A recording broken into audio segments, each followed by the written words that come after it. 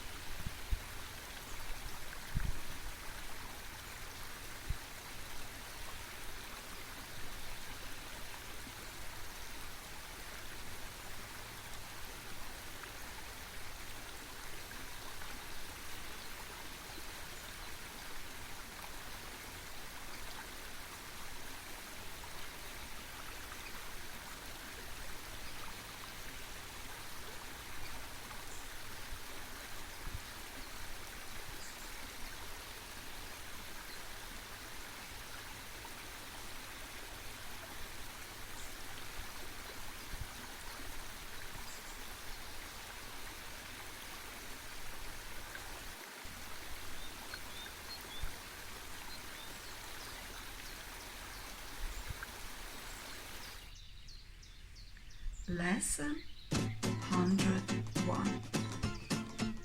God's will for me is perfect happiness.